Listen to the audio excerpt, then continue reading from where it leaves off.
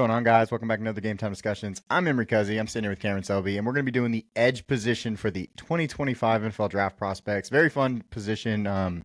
It's a position that has from last year to this year, has gotten better, and there's some really, really talented guys in this class that are going to transcend teams and make them a lot better. So.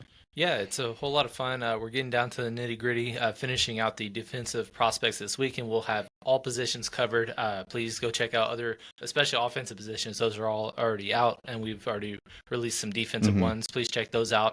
Let us know what you think on those. Like, comment, subscribe if you haven't already joined this community. As we lead up to the draft, we are less than 28 days away. It's getting closer and closer. I can start to smell it a little bit. So let's kick it off with some edge rushers on this one. Yeah, and just to add to that, we're going to be doing our draft party, so get in there on draft days, Thursday, April 24th, I believe. Yes. So that'll be a big day for us. Come hang out, and we'll be live. But let's do it. Yeah, let's do it. So we'll kick it off with some honorable mentions. We're going to start with Baron Sorrell, Oluwafemi Oladejo, Kyle Kennard, and Savion Jones. But 3 SEC guys, 1 coming all the way from the Big Ten. Talk about a couple of these guys and if any of these guys stand out to you more so than other people are letting on.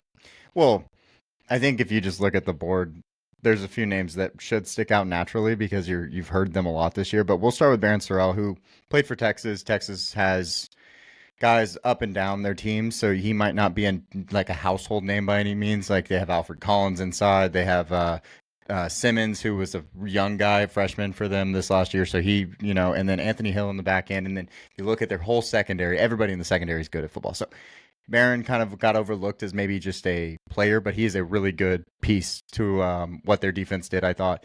He's a high motor, relentless kind of effort guy. And I love those types of guys. Those are always guys that play in the league for a long time, even not as starters. They're rotational pieces, but they're going to play because they're going to give you everything they have when they do get to go in the game.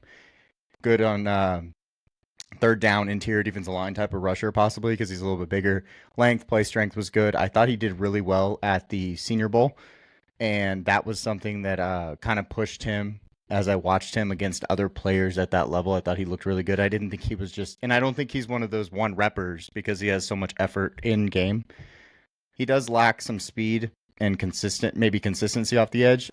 His quick twitch and first step are a little bit slower, but his flexibility and bend. So those are the biggest things why I don't think he'll ever be a number 1 edge rusher. But he could come in, be a number 3 edge rusher, possibly move into a number 2 edge rusher as his career goes on. I think he's a good player. He almost actually made the list overall. So, and then Oluwafemi Oladejo out of UCLA played linebacker before transitioning to edge, and you can kind of tell.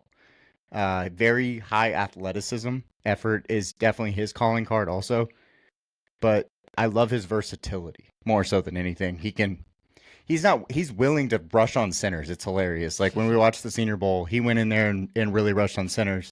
Now, his best pass rush reps might have come from the Senior Bowl also. And that's just because he knew it was a pass rush. He does a bad job of he has not learned yet how to transition from trying to play the run and then figuring out it's a pass and just pinning his ears back. He has not figured out that transition yet. He's also, a little bit smaller, but I think he's a powerful at the line of scrimmage type of guy. He's a 3-down type of player at the next level if he meets that like upper echelon. I've actually seen him in, I think Tom McShay had him as top 100. So like he's a good player. But he has some issues just because he's not done it long enough, basically.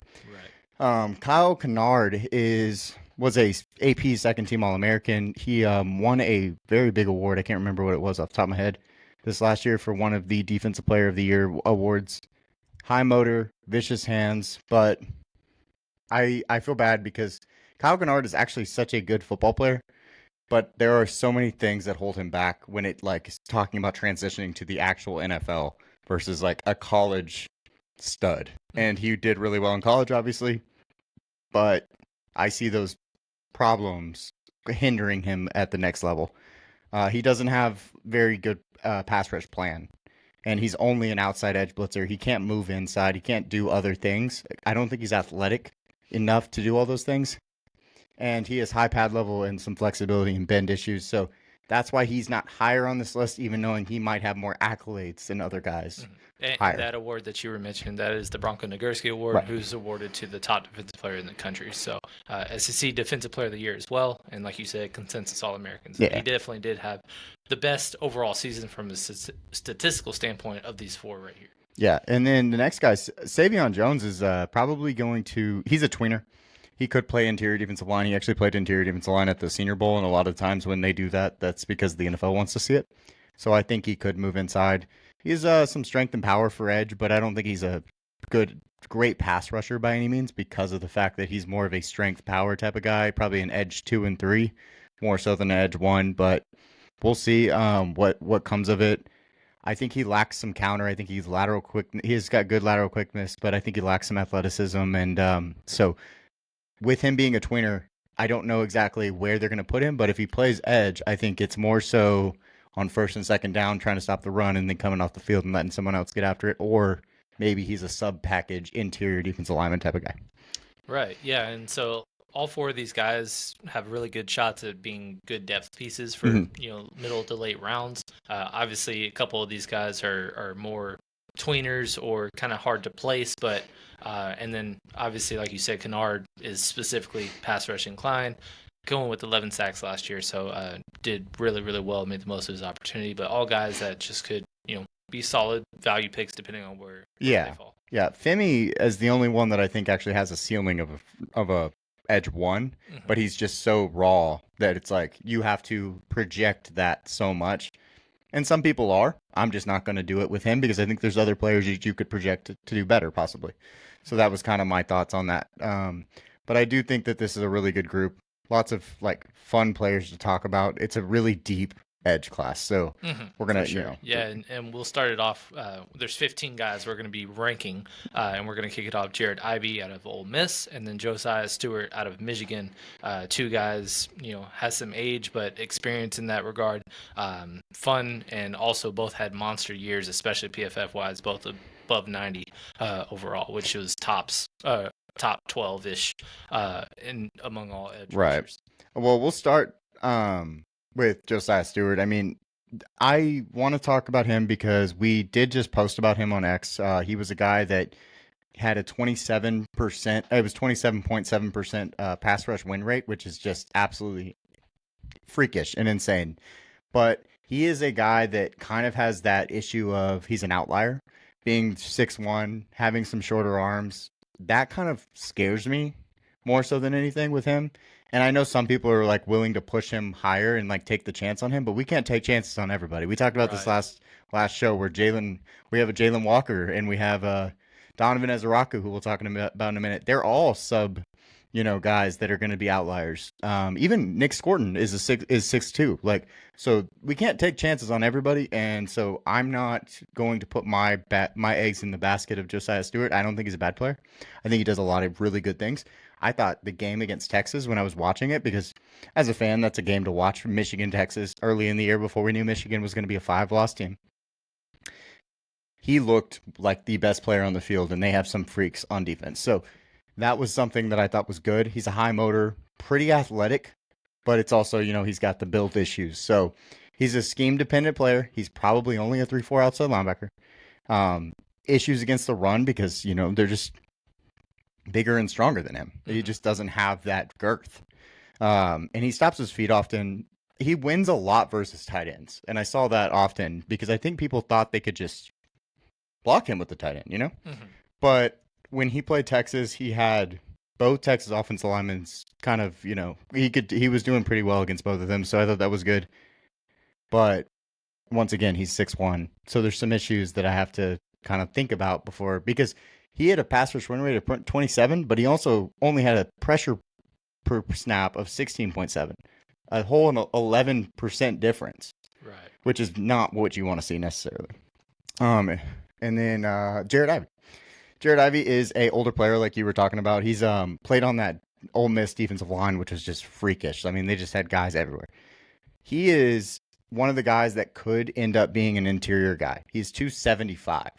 At 6'6". He could end up being, he's basically Darius Robinson kind of esque from last year. Mhm. So that's something to look at when you're talking about what team picks him. It might, if it's a 3-4, I think he's probably an edge. I mean, I think he's probably hand in the ground defensive end. If it's a 4-3, then he's actually a true defensive end edge type of player. I think that he could be a 3-down starter though, and I think he's a really solid player. So he's actually a very high floor player to me, rather than maybe the insane ceiling overall kind of guy. Right. Yeah, and two of them very different sizes as well. You wanted to mention Josiah Stewart being 6'1". Even if you look at his stats via Pro Football Reference, or I guess College Football Reference for college stats, but his first season he played 4 years as a starter, first two at Coastal Carolina, had 12 and a half sacks, very impressive. But he was listed as a D tackle at 6'1".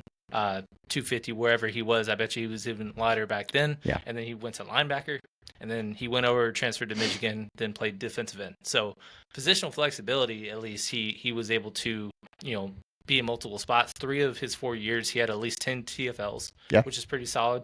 And then you talk about Jared Ivey, one of the best defensive lines in football by a mile this year, and he really stood out in a lot of ways. So, two interesting guys.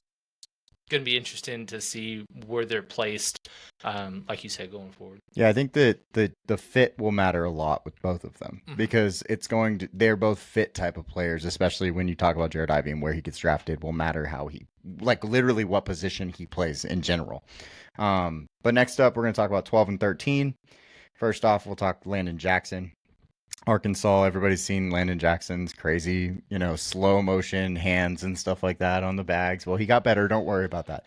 He's a Texas guy. He's from Texarkana, but I remember him from even high school. I want to put some things into consideration with him is like pressure per snap is the lowest of anyone on this list, 9.7%. So a lot of people are projecting him in the top 50 of their players, and I'm just not there, which is fine. I mean, we're just going to be different, which is cool. His pass rush win rate was 11.5. 11.2. Sorry, that's what I meant. 11.2, which is third to last. 4 sacks against Alabama in 2023. 4 sacks against Alabama in 2023, which really drove up his stats, obviously. And he didn't come in at 6'7" at the Senior Bowl, so he was listed as 6'7" on everything. So I thought that was interesting. Also, he has some cons. He's a high motor guy. Don't get me wrong, and I love him against the run. He's one of those guys against the run that it's high upside, but his cons are robotic. He's just a robot, and I don't always love robots. That's not necessarily. He's not going to do anything special. Basically, lacks some athleticism. I thought he looked awful in the one-on-ones at the Senior Bowl, but then of course one-on-ones are not the end-all be-all. They never will be. But I thought he didn't look too hot. The next guy, Braden Swenson out of LSU. He was a 22.2% pass rush win rate guy. He's a good pass rusher. Landon Jackson's good against the run. Different guys, right? He's the pass rush specialist. He might be the guy that actually comes onto the field only on third down and only gets after the passer. So those guys always scare me a little bit because they don't have an identified role in like regular football, if that makes sense. They're just there to go get after the passer on third down when we know they're going to throw the ball. He's just got a lot of things. He's not strong enough to stop the run. He's missed tackles. He's got technique issues, pad level, but he does some good things also. And he's one of the better pass rushers in the class. Productive first and counters when he's coming. And he has a large bag of moves, which I think is always good. He's got good bend, pace, length. He does one of those things that I think is really cool is he paces. He slows down mid and then goes. And it always like throws off offensive linemen. They're like, it's like freeze, like they freeze a little bit and they're like, yeah, but he does it in like a lot of different ways, which is cool. So there's both these guys here. Yeah, and like you said, kind of hit the nail on the head. One's a pass rush specialist, one's a run stopping specialist. Landon Jackson was third among all edges in PFF rush grade this year with the 88.8, which is very, very strong. And then obviously his pass rush left a lot to be desired, being pretty average to below average. And then kind of the inverse function with Braden Swenson being over a 90 graded edge rusher, and then all the way down at, 69.6 as a run defender. Like you said, misses a lot of tackles, but just kind of defined in their roles, but that's kind of going to hinder their ceiling if they're just going to be a one-dimensional player. Yeah, I normally take it personally. I will take more shots on guys that are better at stopping the run than I will on pass rush specialists only because at the end of the day, if you can stop the run, you have a role on any team. When it comes to just being a pass rush specialist, it's like, well, you'll never be defined unless you're that guy. You're that good at it. So that's my only worry with Braden Swinson. But at the same time, I think he was a good player. He made it to 13th on this list, so it's good enough to make it on the list. That's always good. Right. I'll let you get the next one. Yeah, so the next two come in cracking into the top 10, but just on the outside, JT Tuimoloau. Basically, got to pronounce all the vowels for him from Ohio State, and then Princely Umanmielen out of Ole Miss. This is a hell of a name for a couple players on slides, but yeah, two guys were on elite defensive lines, and they all had their really strong seasons statistically. Yeah, starting with Princely, who's in top 10, like you said, he has that high pass rush win rate that's up there. And his pressure per snap stays up there with it. He is one of the best pass rushers in the class. Like, just natural pass rushers, you could take, there's like 5 guys, and you can kind of talk about them as like just that this is what they do. And if I need a guy that can go get after the quarterback, well, Princely is that guy. He's just, but he actually does play the run pretty well. Like a 78.6 grade or a 78.7 grade is nothing to squat. That's solid. So that's good. But I think there's certain teams that'll want him more. To me, I think he's draft based on like what scheme is being run, how he can be used, because he is such a like kind of outlier style. But I love his style. I love his like build and his style and his arm length, his Euro step, his hezi, like we were talking about, all those basketball terms, he does them really well. And then also he long arms. He's got good length. It's really fun to watch him play. I mean, he's just good at football. And I think between, of course, playing at Florida and then transferring to Ole Miss, just so much SEC like time, he's done so well. I really like Princely is one of the guys that I was like, okay, I want to put him higher, but then I was like, but there's actually a big gap. The reason they're both on this slide and not like, there's a gap between Princely and the next guy. But I was like, oh, I really like this guy when I first watched him, and I was like, oh, he's going to be up in the top 5. Mm-hmm. No, he got kicked down because this class is just so good. Oh, sorry, JT, my bad. And then JT Tuimoloau, he had 12 and a half sacks this year. He got to play 16 games, so that always helps with your overall. But he had 22 tackles for loss, which was awesome to see. And he had an 87.3 run grade, which is he is the perfect edge 2 for a team, in my opinion. Mm-hmm. Him and his teammate that we'll talk about in a minute. They fit edge 2 so well because they're so good at stopping the run, and they still offer pass rush upside. They're not amazing pass rushers by any means, but you can like bet on them to get after it and play hard on every play. And that's why I really like him. He's one of the best run defenders in the class. Now, he does have that. He lacks that athleticism, and he came out of high school as a defensive tackle. So that's kind of the athleticism build. But he also is like 6'4", 270. I know it says it's 265. I think he's like 275 when he plays. He's huge. He's hard to move. Against the run, he's good. I just, he might have a really good a really high floor, but like maybe that capped upside. Right. Yeah. And a couple of guys that, like I said, previously introducing them, just had monster seasons. Princely, one of the best edge rushers overall in the country, was 4th best in overall grade. And like you said, coming down in his own year in Ole Miss from transferring from Florida. Plus, he's down the road, Manor guy. Yeah. Manor, Texas. So shout out to any kind of Central Texas player. We like to give their due. And then JT, like you said, just kind of does a lot of things well. And, it's kind of interesting how productive he is despite, his pass rush win rate not being impressive, yet still getting 12 and a half sacks. That's even higher than his win rate if you're just comparing numbers. So that's pretty interesting. Plus 51 pressures throughout the season. Very good. Yeah, I thought it's just his high effort, man. He just goes and he just keeps going, and sooner or later he just gets there, and if you hold the ball too long as a quarterback, you're going to get hit by this guy. It's not going to feel good. He's pretty big. So that's kind of one of those things. Mhm. But both of these guys are really good players. I think that there's a gap between, like, I think Princely is in his own little grouping of tier, basically. And then JT's behind that. And then the guys above him are in their own tier also. We can get to it, though. Yeah, let's get right into it. If I can get my Crack. mouse. Where are you? There you go. Come here, buddy. There we go. First guy. Yeah, so next up, Jordan Birch out of Oregon. Another guy that, just does a lot of things well, cracking our top 9. And like I said, this class is so underratedly strong.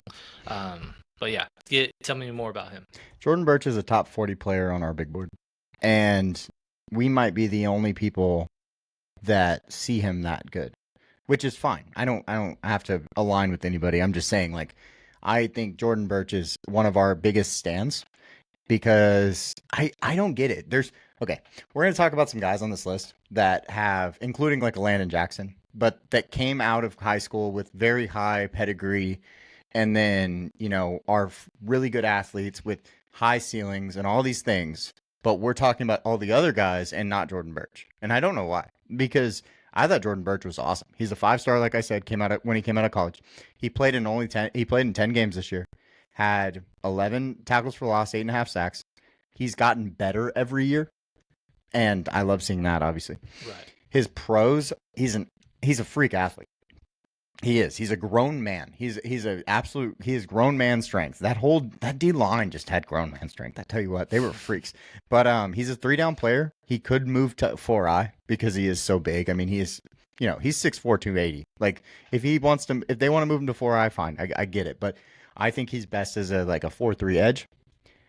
But I mean, he played interior defensive line at South Carolina before he moved. I literally wrote Swole AF because that's what he is. He's just soldier. And biggest cons, I mean, yeah, he's not a nuanced pass rush plan. Like, he doesn't have a nuanced pass rush plan.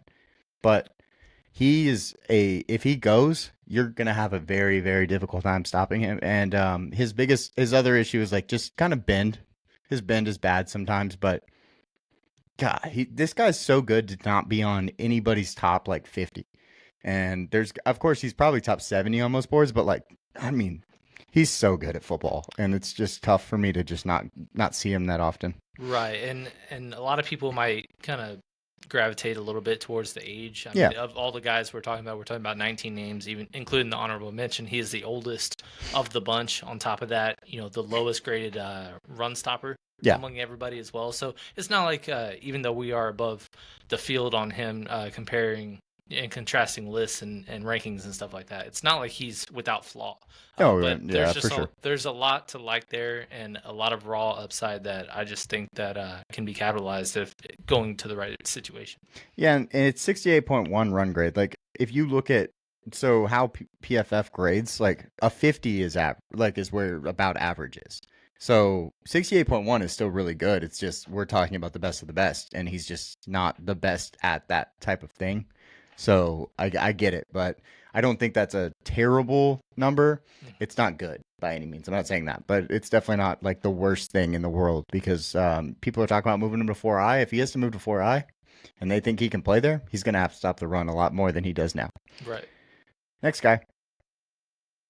The biggest name in football right now, I think, honestly. Most polarizing name. Yeah, for sure. Yeah, Shamar Stewart out of Texas A&M, Dusty's finest. He has a couple of names on this list we'll be getting to, but obviously one of them was the one that stole the show at the combine and stuff like that, and it's a huge, athletic AF versus, where's the production kind of thing.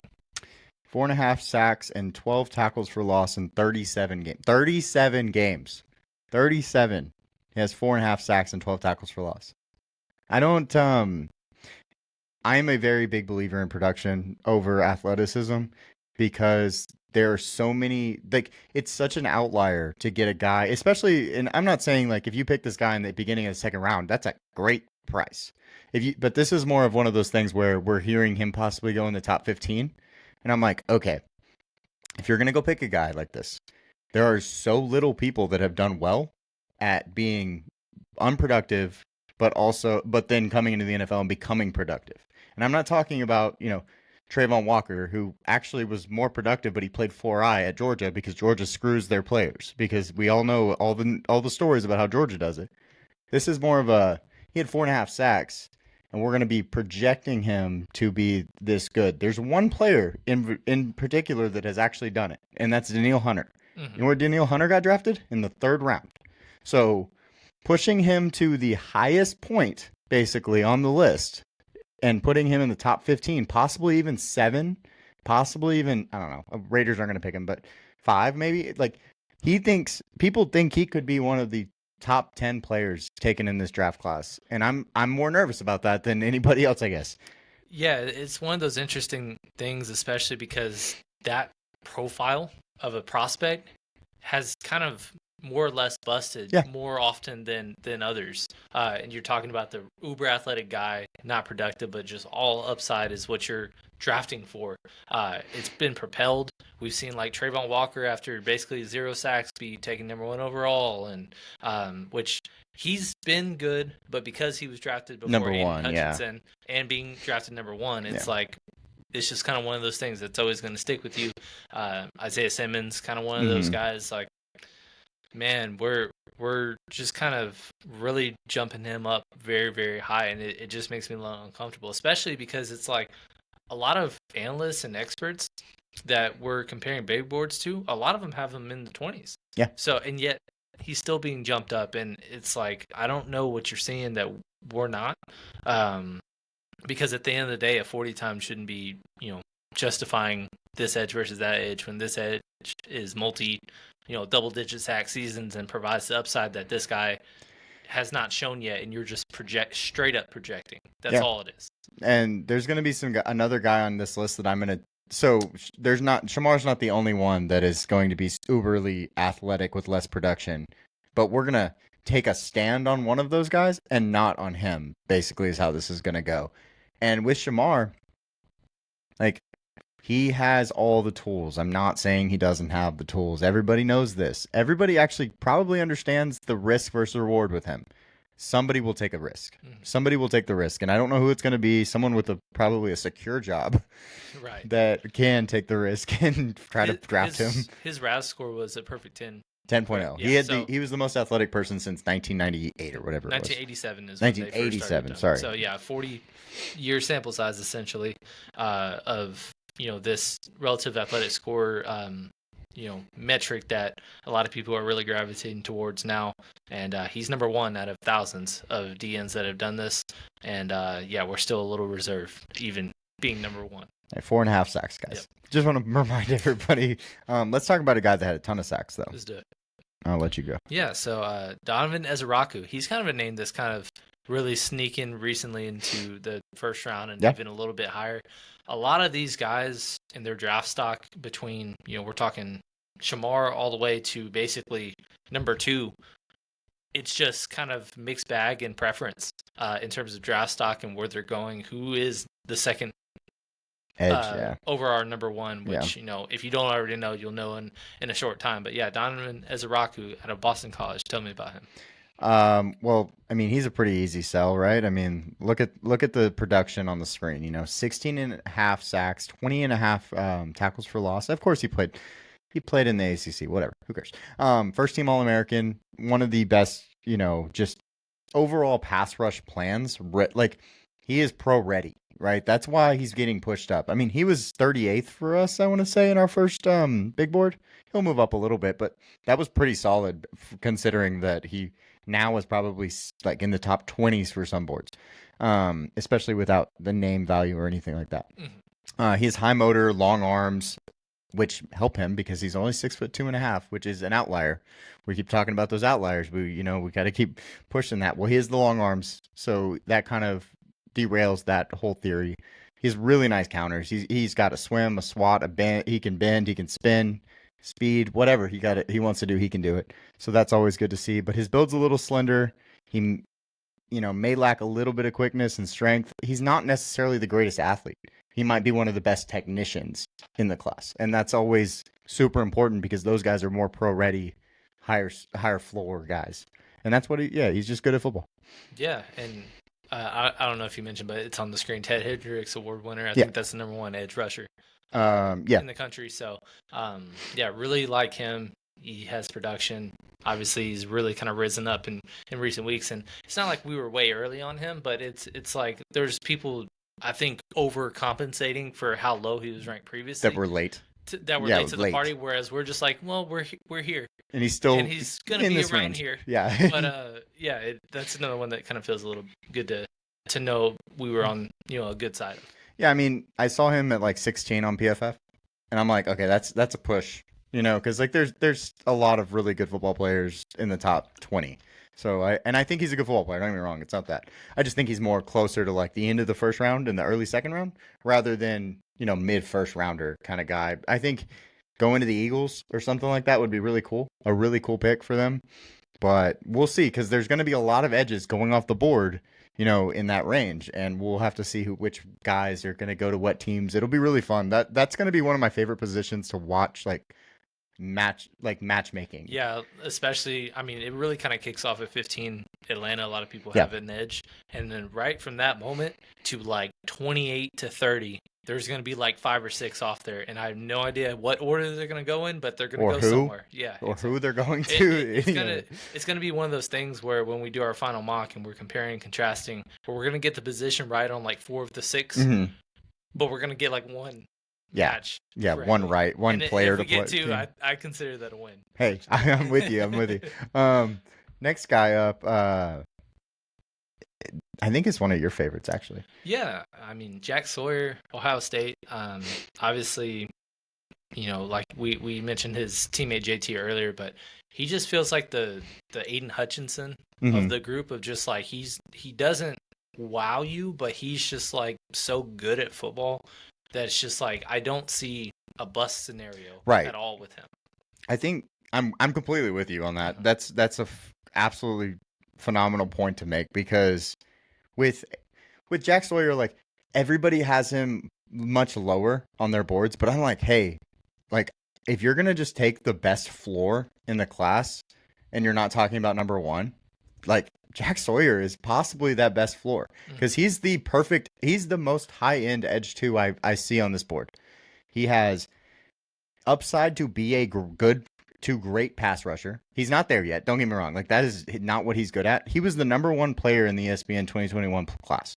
He had a 17.8 pass rush win rate this last year. And I'm saying his ceiling and his upside goes much beyond that 17.8%. So that is kind of the idea. He has the NFL size and frame to be able to play he could have played last year in the NFL type of thing. He's one of the best run defenders, which gives him that floor automatically. He is so good at run defense, and he's a winner. That is one of my favorite things about players, is when they just know how to win. And that's the kind of player you get here. I said he's the jack of all trades. Obviously, there's the joke there, but I think he is the best edge 2 pass rush upside of any player in this group. And like you said, I think the bust is just not there. I think he would have to be injured to be a bust, and I'm just not going to believe it. Yeah, he was the only edge in the entire country to grade out as above at least an 82 or above in run defense, pass rush defense, and even in coverage. Yeah, all 3 of them, he was at least an 82. Just kind of quote unquote jack of all trades. Yeah. Pun intended. So, and on top of that, kind of another strong year, because a lot of these guys, it's just like incrementally getting better or like making big steps. Yeah. He was just really strong 2 straight years, and there's not a lot of guys that can say that in this class. Yeah. And then he won a natty after making one of the biggest plays ever in the college football playoff that we've ever seen against Texas, and makes a 90-yard fumble and return to win the game, basically, because they were going to tie if Texas scored. So, like I said, he's a winner. This guy I want on my team. You will not go wrong drafting this guy if you draft him 20 on, in my personal opinion. Yeah, and that's kind of how I feel. One of the highest pass rush win rates. Yeah, highest it's good. Totals, pressures per snap, led all these edges and batted balls.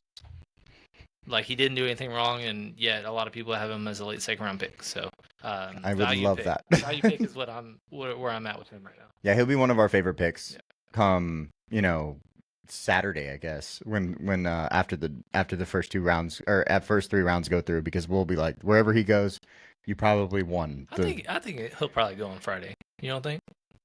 No, yeah, I'm saying after. Oh, Yeah, I see, yeah. I see. Yeah. If he goes on Thursday, if he goes in the first round, it's only one team will do it, and it's Detroit. That's the only way it will go in the first round to me. So, next guy,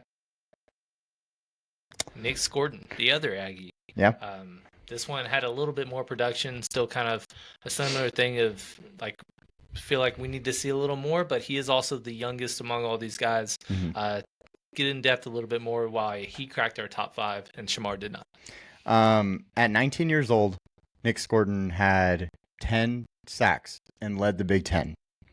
He had a 17.3% pass rush win rate this year, but only a pressure per snap of 11.3%. I don't know what the Texas A&M Aggies do, but they are wrong about how they play defense, unfortunately, when it comes to their defensive line. Their defensive line had 3 really solid players on it with no production. 14 tackles for loss this year, 5 sacks. That's good to see. I obviously do not think he should be playing at 280 pounds. That is something that I think is consensus because he loses his step and all that stuff. Watching his 2023 film versus 2024 film, he looks fat, he looks slow, and he's still able to beat SEC offensive tackles. So when he loses that 20 pounds, and he's a value pick also in this class. I mean, he's not even top 40 for a lot of people. So he's going to be a value pick. I think when he is actually like at the right size and in the right system, he's going to be one of the, obviously 5 is really solid. So one of the best players in this draft class. I think, when he did play against good tackles, Armand Membu, he had a 66.4 grade, and against Texas, whichever tackle he was against, basically 43.3. So he needs to do better when he plays good offensive tackles, but I think he has a lot of upside. And I think if you get the Purdue Nick Gordon versus the Texas A&M Nick Gordon, 20 pounds lighter, and you get that upside from him, you're going to be really happy because he was the number 1 edge coming into the year. Yeah, and even putting the 2023 production into context, I mean, 15 TFLs and like you said, led the Big Ten in sacks. That was on a 4-8 Purdue team. Mm-hmm. You don't really see edge rushers being insanely productive with bad records, especially in college football, because it's like you're never rushing the passer, or you're not doing it well enough to be productive. And it was also in 11 games, so he had way less games and opportunities to do it than other people. And then TFL wise, kind of had a linear term of production with A&M this year. Sacks took a dip, like you said. Weight was up there. Looks like he measured below 260 at the combine, which was good to see. But yeah, really raw upside that has had some production in the past that we can lean on a little bit. But yeah, very, very talented. Another 6'2.5" guy too. So like I said, we can't bet on them all. So we're gonna have to bet on some of them. This is one of the guys I definitely want to bet on. I think he's got, because of his 2023 film, I know he has that upside. Now, can he tap into it after having a down season is the real question. Yeah, and the down season was first team All SEC. Yeah, so. I know. Where Shamar was 3rd team All SEC, and he's the freak. Yeah, he's the guy that everybody can't stop talking about. Yeah, but this guy was the better one on the team. Next first team All. They played against or next to each other. Yeah, next first team All SEC player. Mikael Williams. Yeah, this is a guy that's kind of gone up and down draft boards. Like very early on, it sounded like he was like getting a lot of buzz as being the top edge 2, I guess. And he had a pretty sizable lead. Now he's kind of dropped into the 20s, and now he's risen a little bit back into the mid-teens. Yeah, and it's just like prime example of just no idea where he's going to go, but he's going to go somewhere in the first round. I'm really happy to bet on this guy though. I rewatched some of his stuff because, I watched it the first time and I was like, okay, like I was a little annoyed with him. Like he doesn't always just go. And I kind of was like, okay, well, they're putting him at 4I, and that's annoying because Georgia's stupid. And of course, Georgia's good at football because they put guys like this at 4I. But I'm like, that's not helping me grade this guy because he's not going to play 4I. So when he did get his opportunities to just be a pass rusher, I think he did so much more. And we're comparing Mikael to Shamar again because Shamar and Mikael are the freaks of this class. Truly. Shamar, Mikael, the guy at number 1, the guy at number 3, and then also Landon Jackson. Those are the freaks. Well, Michael is the only one that had either out of position completely, which is obviously always annoying to watch as a scout, being like, oh, well, I have to project this guy to move outside the tackle, not stay inside the tackle. But the cool thing is he is the perfect build for this type of player. Mm-hmm. He has every build, like top to bottom build ability that you want to see. He's got those insane traits that you just like are like, I love that. But I also saw, unlike some other players that we're not going to mention anymore, that want to try to be a pass rusher, like swiping, dipping, euroing, all those things that you're like, oh, that was good. Like, do that more. But then they're like, no, you're going to play 4-eye, and we're going to move you from 5 to 4-eye. So when you got to see it, though, I was like, oh, that's good. I just wish I got to see it more. And that's why he's not higher on this list, because if he did it all the time, he probably could have been the Edge 2. Really solid type of guy, and then also has all the traits. That's an Edge 2 to me. But it's just I couldn't see it because he played the wrong position. So that's annoying. Right, and it kind of really hindered his like growth and development. Yes. From a statistical standpoint. I mean, on a national championship 2022 Georgia Bulldog team, like he played all 15 games and was a very strong role player. Had 4.5 sacks, 7 TFLs as a true freshman, Mm-hmm. and then he basically stayed at those numbers or dipped in the rest of the years to follow, and that was with weaker or less talented defensive lines, because obviously in their national championship years, their front seven was just phenomenal. For him to stick out in that second championship was a sight to see. But in recent years, he just kind of didn't do enough to wow you. But obviously, he's an incredible prospect, and hopefully somebody else can find a way to use him in a way that can benefit him more from a statistical standpoint. I've seen him in top 5s of boards. Now, I'm not there because that is all projection. If you're going to put him top 10 of a board, you're projecting everything. Right. But I think top 20 is a very reasonable place to put him based on what he did, his role, and his projection all together, because he is one of the, and he's very young. He's almost as young as Nick Scorton, who we just talked about. So all 3 of the next guys in all SEC team too, a first team all SEC guy, but all 3 of them are just, young, up and coming guys that have a lot of potential, but maybe didn't get it completely shown to the world because of the fact of certain circumstances that we saw. Yeah, I mean, of all 19 of these guys, by far the lowest amount of pressures with just 26. The next worst was 33. Yeah. TFL wise, bottom 3 of this group. Sacks, kind of in that same range. Pass rush win rate, second worst among the group. So it doesn't do him justice. And like you said, it is all projection. If you do truly like him and want to take a stand on him, we won't fault you for it. But just know you're not doing it because of these kind of numbers. Yeah, not the numbers, but there are some things you can be like, wow, I love that. Wow, I love that. And that's the thing that put him at 4 for me, is like, okay, this guy's legit. He just has to be unlocked a little bit, The next guy has been unlocked for 2 years. Right. There he is. First team all SEC. Another one. And James Pierce Jr. out of Tennessee. The problem with Tennessee, and we've said it on other shows, is that they just rotate 10 players deep, and he gets possibly the least amount of snaps out of everybody. Like, to put it in perspective, James Pierce had what? And I have it right here so I can grab it. But James Pierce had 257 pass rush snaps, while Donovan Ezeraku had 429. And we know that Donovan Ezeraku was very productive this year because, and part of that is the fact that he just is on the field and gets to go after the quarterback, and that's good. You want your best players on the field. Tennessee doesn't want their best players on the field. Well, if they did, this guy would be out there, kind of thing. Mm-hmm. Sorry, I switched pages. That's my fault. No, he's a pure pass rusher though. That's his calling card. I mean, 23.0% win rate. He had 21.4% pressure per snap. He's a slippery player. Stunts allow him to just use athleticism to its max. Like he's, and we saw it with the 40. I mean, he ran the fastest 40 of any of the edges. He's got good extension. He's huge he's so tall.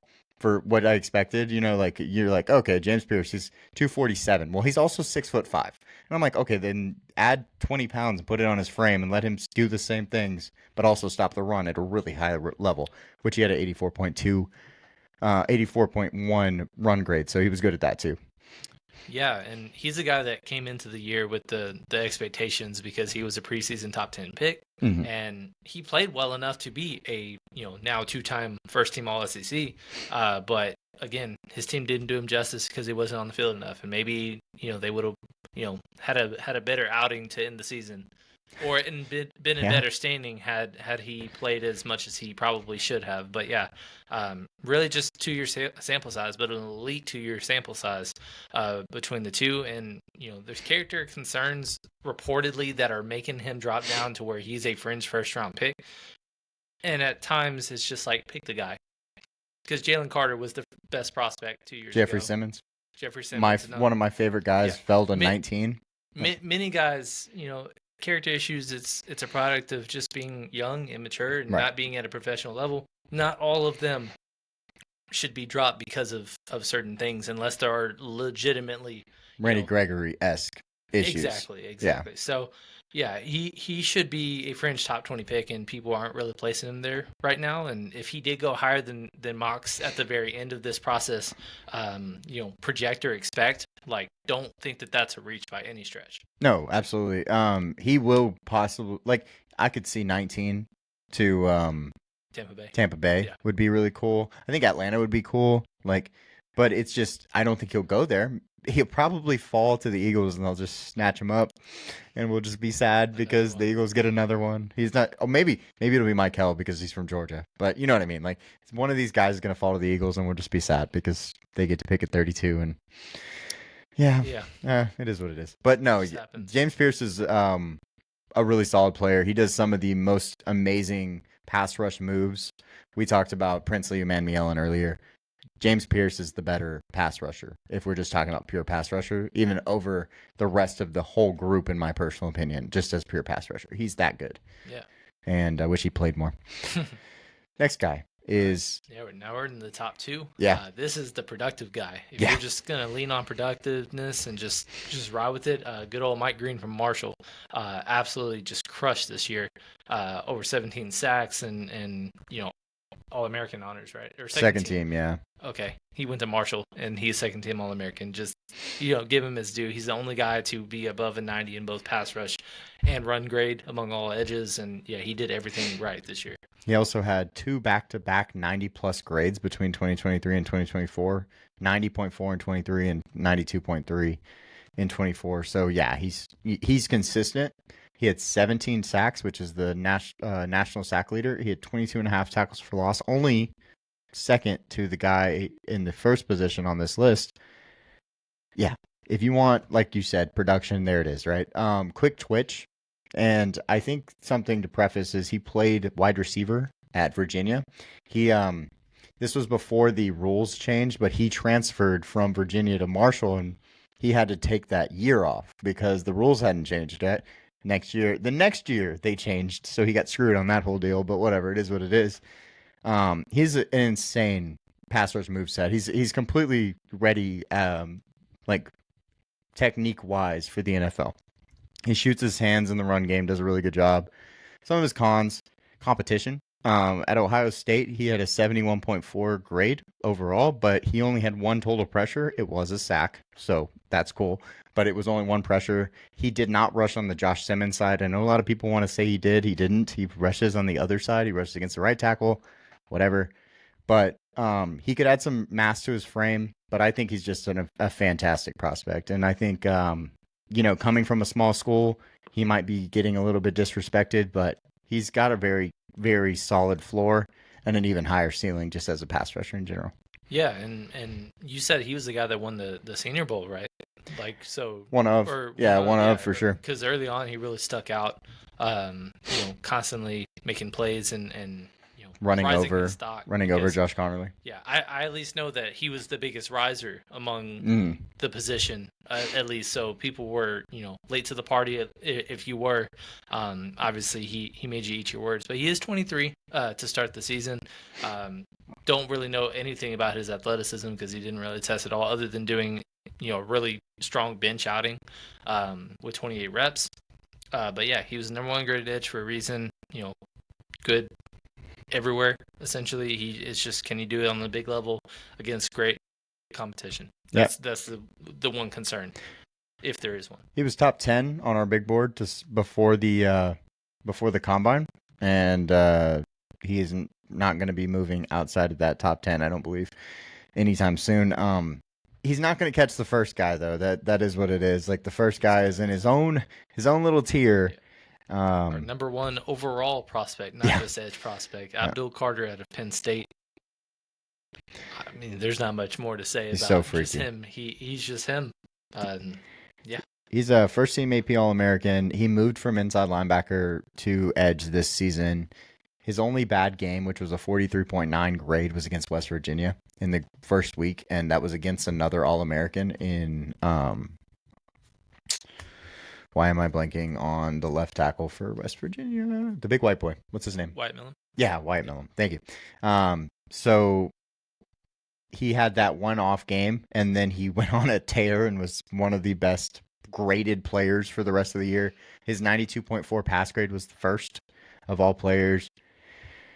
I mean, he's so good for being so young at the position. It doesn't make any sense to me how he could have transitioned and just been this good, because I know he pass rushed last year from his linebacker spot. He sometimes came off the edge, but to go to a full-time and just be this good is just so freaky.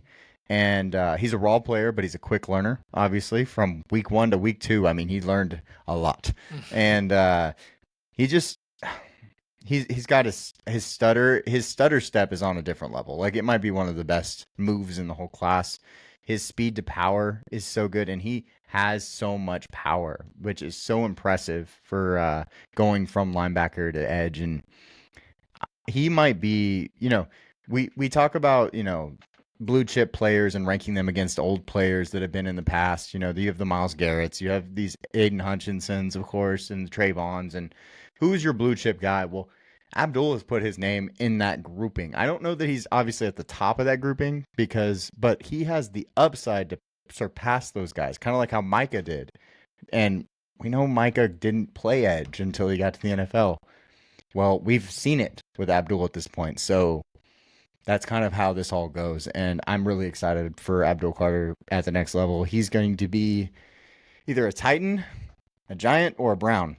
Or I don't think he's going to be a Patriot. That would be insane if he gets to the Patriots, man. Yeah, he shouldn't be. But he shouldn't be on the board at 4. But, I mean, there's because of the Giants' recent moves via quarterback and maybe Shadur's not going to be in that top 3, that kind of really opens up the floodgates for just a whole lot of unknown and uncertainty. But yeah, he just was incredible this year. If you want to do it any which way, he was number 1 in pressures, number 1 in TFLs, pass rush win rate 22.6, like you said. He did everything right, and he's raw. This is like not even close to his ceiling. Is the worst you're going to get of him. Exactly. For the rest of his career. And on top of that, like, even when Penn State made it to the playoff, like, he was the best player on the field. Injured. And he got hurt. Yeah. That was one shoulder. One of the biggest highlights to me of the entire 12-team playoff the first time this year. Like, there's kind of 3 that stand out on my head, but Abdul Carter's first half against what was it, Notre Dame? Yeah, incredible. Was just jaw-dropping, honestly. So, yeah, a whole lot that could just get improved upon, and he's already right there as being the best. So that's just kind of how much we got to say about him. Yeah, there's not much. I mean, he's him. He's him. With one arm, he's him, honestly. Let's do the rankings between the years, though. One of our favorite things about this is, kind of talking about how this last class versus this new class, and how they ranked up against each other.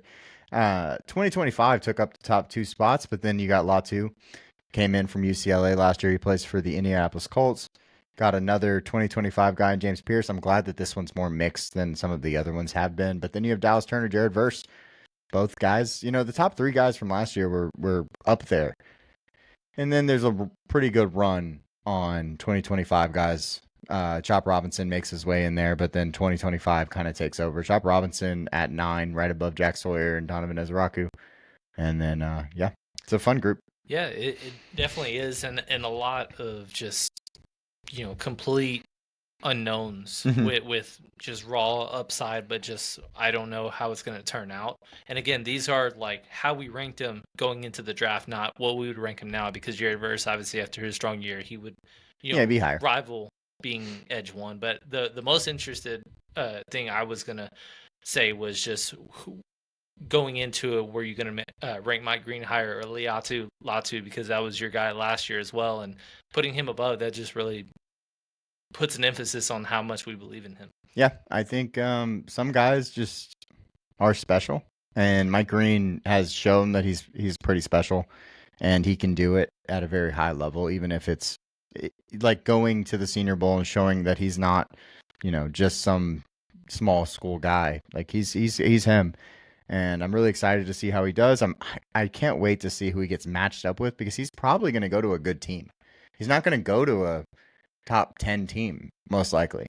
And he's going to go to a team that is ready to win, and he's going to help right away. And so I think that's really fun. Especially all these guys are going to have, there's such a crazy range of outcomes for all these guys except for Abdul Carter, that we could see these guys going to so many places. That's the best part about this, because it's really the place they go matters more than where we rank them now. After the draft is really when it all comes to it. You know what I mean? Say it's kind of how similarly I feel about the strength of the running back class. Yeah. And it's just like we have the guys, and it's so hard to rank them all that I just want to see where they're going, and then we'll re-rank them and feel a little better probably about where they are. With this class, I mean, we talk about the historically great running back class, the defensive line class, the edge class. 12 of these 16 names are in this class. And so, a lot of these guys are really kind of just hitting the forefront of edge-needed teams. Everybody needs edges. Yeah. And even if you already got a couple, that's not enough. Look at Philly and what they've done and how they've revamped their defensive line / yearly edge, just yearly, every single year. Yeah. Baltimore went through a stretch of, throughout their elite years of just always picking an edge at the back end of round 1, just because it's like you can never have enough. Well, 9 of them are in our top 40 currently. So that kind of tells you where we're at with this edge class and how much we believe in it. That's more than any position, I believe. So it's a good class. It's a really good class. I think it's kind of overlooked because I think edge has been good, while defensive line has not been as good as it is this year. Even if you're not going to rank them all in the top 40, top 50, it's like there's still so many. There's so much depth in it. And then running back, of course, takes the cake. There's 30 guys that are going to be on teams next year that are going to do something. It's going to be like... I keep on seeing posts about the running back classes like, this guy's being slept on. It's like... Everybody's being slept on. We can't sleep on every single player. Yeah, right. Yeah, if you're probably not sleeping on Ashton Genty or Omarion Hampton, but after that, you could say that Travion Henderson's a 7 in this class, and like, oh, they've been slept on. Yeah, like, okay, sorry. Yeah. Let me stop sharing though. We appreciate y'all hanging out with us. Please go like, comment, subscribe. Tell us about this video and tell us who you like, dislike, all the things. Help us out for that algorithm. We really appreciate it. But this is a fun video to do. I love, obviously, the defensive side of the ball. We finished the offense, but edge is one of my favorite positions to talk about. Yeah, we appreciate you guys tuning in. If you've gone this far, let us know your thoughts on guys, if you are an edge-needy team that you're rooting for, who would you be rooting for, crossing your fingers that your team can draft.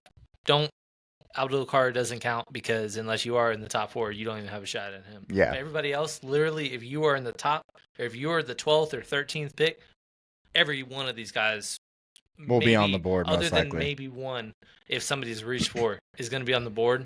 And it's all wide open. So let us know what you think. Check out our other videos. We've done D-line, and then the entire offensive board.